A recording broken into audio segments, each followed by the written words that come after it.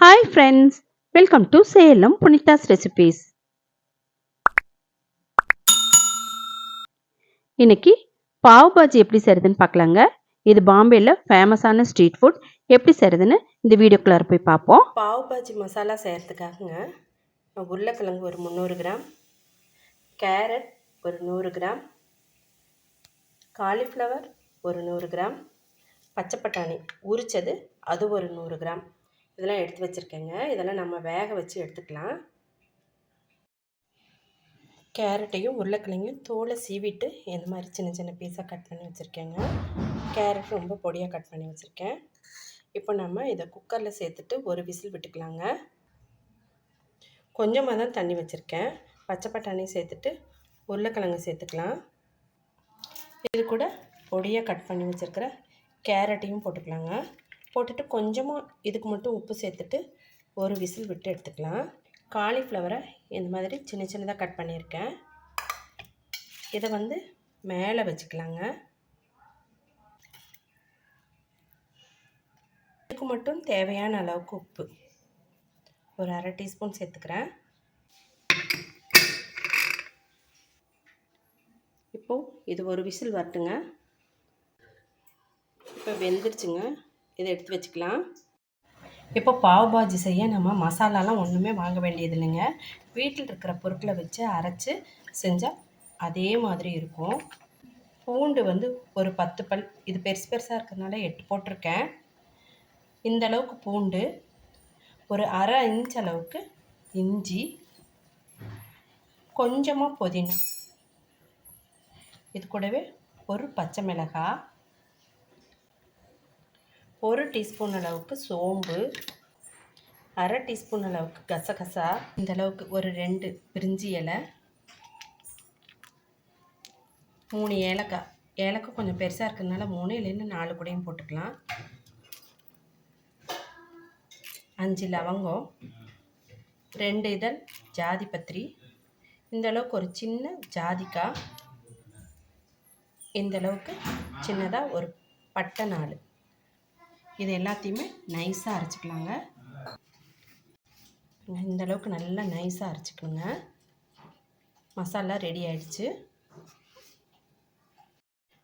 ஒரு nonstick pan வச்சுருக்கேங்க. Butter 2 table spoon அளவுக்கு சேர்த்துட்ருக்குங்க. எண்ணெய் 2 டேபிள் ஸ்பூன் சேர்த்துட்ருக்கேன். நல்லா பொடியாக கட் பண்ண வெங்காயம் 2, ஒரு 150 கிராம் இருக்கும். அந்த அளவுக்கு வெங்காயம் ரொம்ப பொடியாக கட் பண்ணிக்கணுங்க. இந்த அளவுக்கு ரொம்ப பொடியாக இருக்கணும். கோல்டன் ப்ரௌன் ஆகிற வரைக்கும் நல்லா ஃப்ரை பண்ணிக்கலாம். இப்போது வெங்காயம் நல்லா வதங்கிருச்சுங்க. லைட்டாக ப்ரௌன் கலரில் வர ஆரம்பிச்சிருக்கு. இப்போ நம்ம அரைச்சி வச்ச மசாலாவை சேர்த்துக்கலாங்க.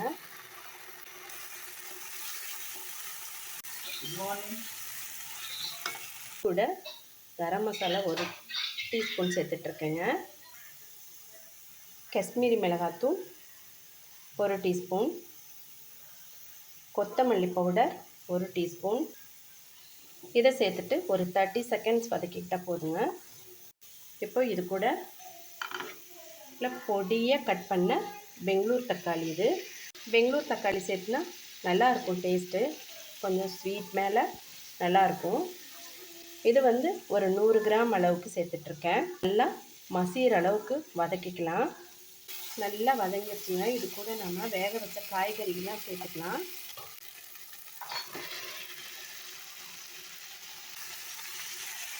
இது ஒரு 10 நிமிஷம் வேகட்டுங்க. நல்லா மசாலாலாம் எல்லா காய்கறிகளையும் நல்லா ஏறட்டும். இது கூட தண்ணி சேர்த்துக்கலாம்.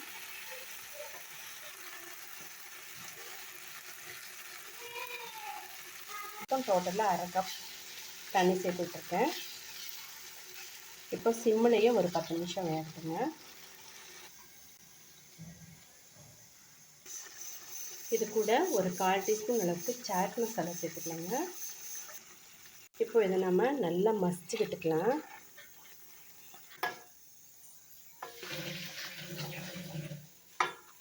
இப்போ நல்லா மசிச்சு விட்டாச்சுங்க. பாருங்கள். இப்போது இதில் கடைசியாக ஒரு டேபிள் ஸ்பூன் அளவுக்கு பட்டர் சேர்த்துக்கலாங்க. நல்ல பொடியை கட் பண்ண கொத்தமல்லியை ஒரு 2 டேபிள் ஸ்பூன் அளவுக்கு சேர்த்துக்கலாங்க. இப்போ அடுப்பை ஆஃப் பண்ணிடலாம். ரெடி ஆகிடுச்சு. நல்லா எண்ணெய் பிரிஞ்சு வந்திருக்கு பாருங்கள்.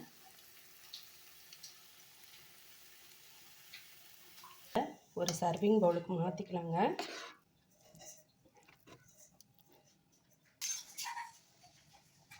இப்போ சர்விங் பவுலுக்கு மாற்றியாச்சு.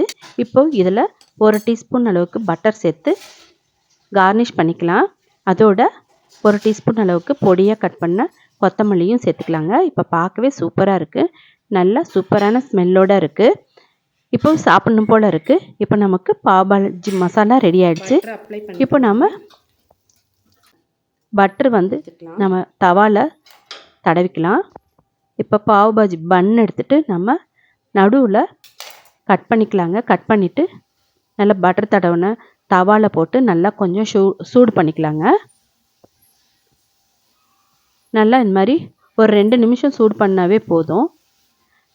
திருப்பியும் கொஞ்சம் பட்டர் சேர்த்துக்கலாம். திருப்பி போட்டு இந்த மாதிரி நமக்கு தேவையான பாவ் பாஜி பண்ணை இந்த மாதிரி சுட்டு எடுத்துக்கலாங்க.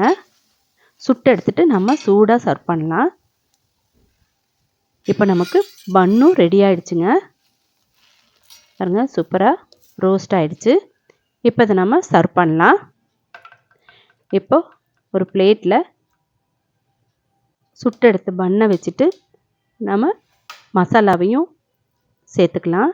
சேர்த்துட்டு அது கூட பொடியாக கட் பண்ண வெங்காயம் சேர்த்துக்கலாம். கொஞ்சமாக பட்டர் சேர்த்துக்கலாம். பாவ் பாஜிக்கே பட்டர் ஜாஸ்தியாக இருந்தால் தாங்க நல்லாயிருக்கும். இது ரொம்ப ஹெல்த்தியான டிஷ்ஷு. இப்போ நமக்கு சூப்பராக பாவ் பாஜி ரெடி ஆயிடுச்சு. இப்போது எப்படி இருக்குன்னு நம்ம சாப்பிட்டு பார்க்கலாங்க. நல்லா பாருங்கள், மசாலா நல்லா மிக்ஸ் பண்ணி சாப்பிட்லாம். ரொம்ப ரொம்ப சூப்பராக இருக்குங்க. கடையில் கிடைக்கிறத விட அவ்வளோ டேஸ்ட்டாக இருக்குது. வீட்டில் இதே மாதிரியே செஞ்சு பாருங்கள். நீங்கள் கடையிலலாம் மசாலா எதுவும் வாங்க வேண்டியதில்லை. நான் சொன்ன மாதிரி மசாலாவை அரைச்சி சேர்த்துக்கோங்க. ரொம்ப சூப்பராக இருக்கும். வீட்டில் இதே மாதிரியே செஞ்சு பாருங்கள். ரொம்ப நல்லா வரும். செஞ்சு சாப்பிட்டு பார்த்துட்டு எப்படி இருக்குன்னு கமெண்ட் பாக்ஸில் கமெண்ட் பண்ணுங்கள். பிடிச்சிருந்தா லைக் பண்ணுங்கள். சப்ஸ்கிரைப் பண்ணாதவங்க தயவுசெய்து சப்ஸ்கிரைப் பண்ணுங்கள். இதே மாதிரி ஒரு இன்ட்ரெஸ்டிங்கான வீடியோவில் மீட் பண்ணலாம். தேங்க்யூ ஃபார் வாட்சிங்.